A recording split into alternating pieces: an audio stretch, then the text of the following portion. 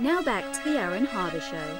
Welcome back. We're with Congressman Mickey Edwards, who has taught at Harvard, at Princeton, was a founding trustee of, I was so impressed, the Heritage Foundation. I was not aware of that. And of course, is now at the Aspen Institute. Yes, I love that. Among other locations. Let's talk about the story you had with the congressional district, because bringing this down to specific examples or case studies, I think, is really relevant. The most important thing that our founders did was to create a system where we would not be subjects, we would be citizens. And the difference is, governments tell their subjects what to do, citizens tell their government what to do. And one of the steps they did in making that happen was to put a provision. I'll bet if I asked you, and probably most of the people watching this, to tell me parts of the Constitution, and I could name a lot of them, but I'll bet most would forget this. There's a provision in our Constitution that every U.S. Senator and every U.S. House member must be an actual inhabitant of the state from which they're elected. So unlike, say, Britain, where you could represent Manchester in Parliament and not be able to find Manchester on a map, the idea was two things. So let's say you're a constituent. I'm supposed to know you. I'm supposed to know you individually and collectively. I know what your economic interests are. I know what your political leanings are, because I live there. So I know your constituents. Though you can be, of course, a resident of a state and run in a congressional district that you're not a resident. You have to be an inhabitant of the state. State, right. Yeah, so you don't have, you can run in a House district for Congress, but not live in that district. Right, but you have to be an inhabitant of the state. So, though I got to say, there are probably not too many people who successfully run there are some, and don't live. There are some who've done that. Not too many. But the idea is, I would know you, so I can represent you. You also would know me, because I live there. And so you know my reputation, you know whether I'm smart, you know whether I'm the kind of person you want representing you. Well, so that's the system the founders set up. When I was elected, I was the first Republican elected in my district since 1928. Wow. My district in Oklahoma, you register by party. So in my district, the party was 74% Democrat. And I, stupidly, I decided to run. But I won. And at that time, even though it's flipped in the years since, the state legislature was dominated by the Democrats by a margin of around 9-1. Wow. So they tried to defeat me. They weren't able to defeat me. They tried again to defeat me. They weren't able to defeat me.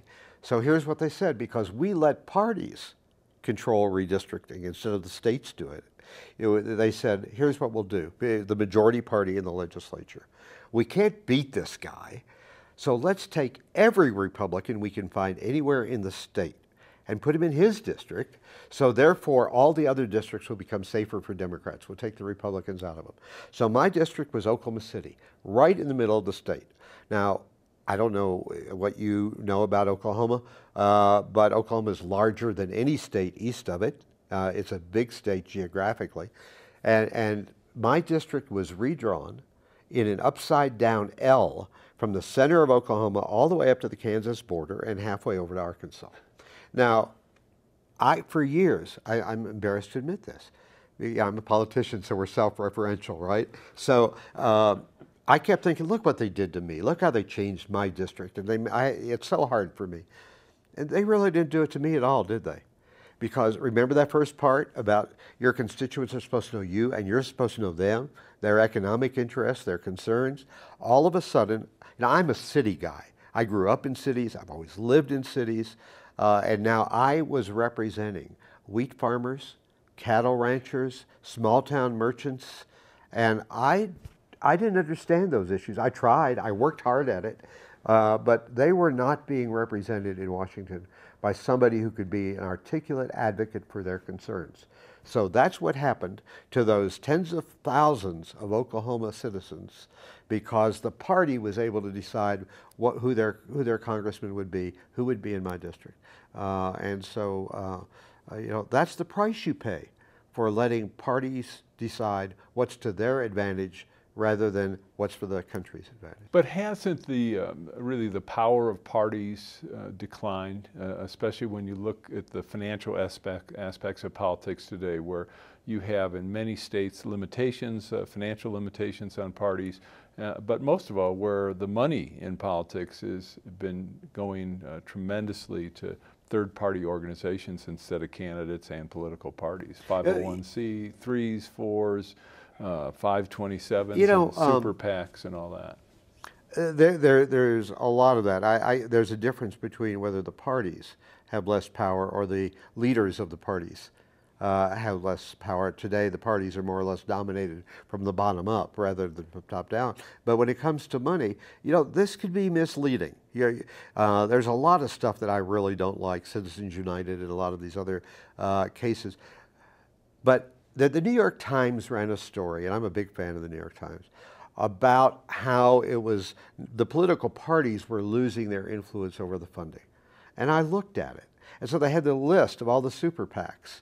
And then you looked at who was running the super PACs, left and right. They were the Republican Party activists running super PACs for the right, and Democratic Party activists running the super PACs on the left. So it was really giving the party people just another kind of a venue to use in order to raise money. So their hands are still very much in.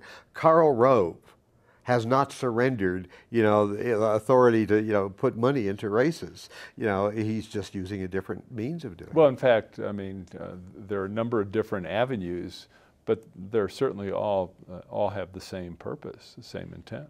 Well, they do. The problem is, I mean, there's so many things that we have really screwed up in terms of funding.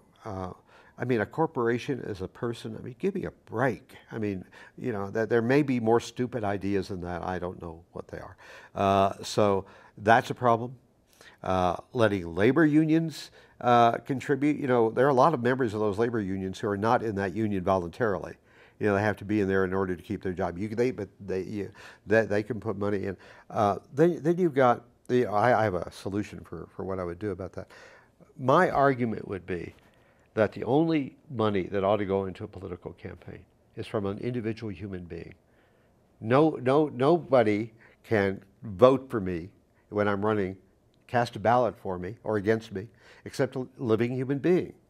And they're the ones who can participate in the political process. And that's the way it ought to be. So I would eliminate corporate money, union money, PAC money, party money, and I would allow individuals to contribute to campaigns, period. Because and you get things like this guy, Sheldon Adelson. I don't know him. He may be a great guy. But when Newt Gingrich, who, I'm sorry, but in my view, one of the all-time idiots, and is getting his campaign kept alive for a while by a casino owner who is able to pour in millions of dollars. That's a real problem, and a part of my book talks about, how to reform the campaign finance system. All right, we're going to talk about that when we come back after this quick break. We'll be back with Mickey Edwards. Coming up next. To say that a corporation is a human being or entitled to the same rights as a human being is just idiotic. When you incorporate, you are granted legal immunities that are not available to individual citizens. So just by definition, a corporation and a citizen, a human being, are different.